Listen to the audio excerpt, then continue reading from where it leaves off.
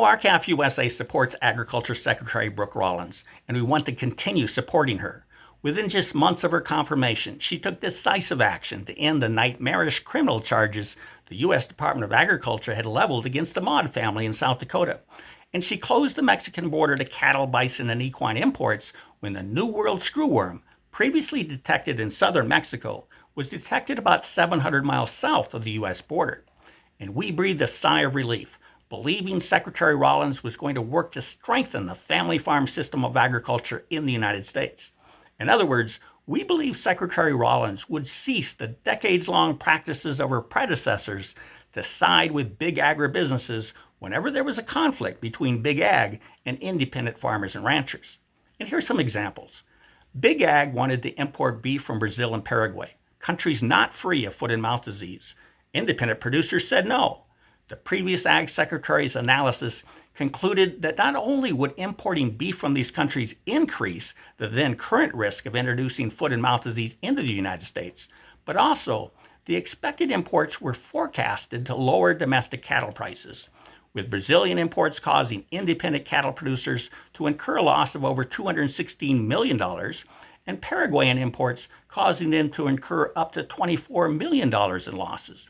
In both cases, the previous Ag Secretary sided with Big Ag and approved the importation of beef from Brazil and Paraguay, despite the increased risk of foot and mouth disease and despite the economic harm the decision was known to inflict on family-scale farmers and ranchers. Another example is the recent electronic identification ear tag mandate. Big Ag wanted it, but independent cattle producers did not.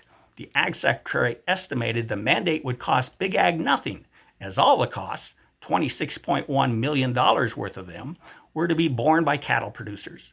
Again, the Ag Secretary sided with Big Ag.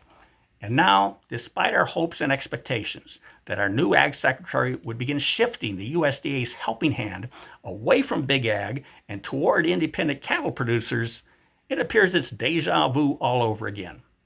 Ag Secretary Brooke Rollins recently announced the U.S. would resume imports of live cattle from Mexico as early as July 7th through an Arizona port, with 4 more ports scheduled to reopen between July 14th and September 15th.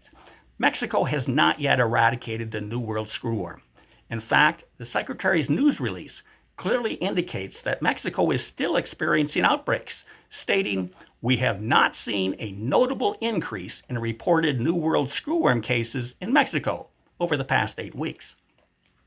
And for reasons the Secretary does not explain, there was an explosion of New World Screwworm outbreaks in Panama in 2023, with detections increasing from 25 cases per year to more than 6,500 cases in 1 year.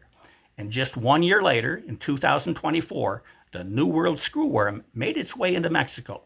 We don't yet know what caused the explosive increase just 2 short years ago. And while we applaud the U.S. for helping Mexico eradicate the New World Screwworm, we don't understand why the Secretary is exposing the U.S. cattle herd to this unnecessary and avoidable risk by reopening the U.S. border to Mexican cattle before Mexico completely eradicates this dangerous pest. If the mitigation measures currently deployed are as effective as the Secretary says, then Mexico should be able to eradicate the pest in short order. We see no justifiable reason that our domestic cattle herd should be exposed to any additional risk until we know definitively that the pest can, in fact, be eradicated in Mexico. At the very least, the Secretary should issue a proposed rule and provide all its research and findings regarding why she believes the border should be reopened so quickly. This will give independent cattle producers an opportunity to carefully consider the Secretary's position and to provide thoughtful comments before the action is taken. Now, a big part of the push to reopen the Mexican border is coming from Big Ag, who wants to achieve trade continuity, also known as trade normalization, which would enable them to regain access to lower-cost Mexican cattle despite the higher risk.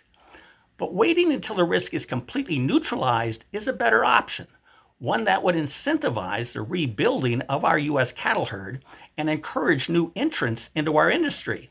And this will only happen if the price point for cattle remains at a level that provides domestic producers with the opportunity to be profitable. We must sever our nation's dependency on foreign supply chains for our food, and by prioritizing the health of our U.S. cattle herd, the marketplace will help us rebuild and strengthen our domestic beef supply chain. With that, I'm Bill Bullard with RCAF USA, the voice of the independent cattle and sheep producer in the United States of America. Have a productive week. Goodbye.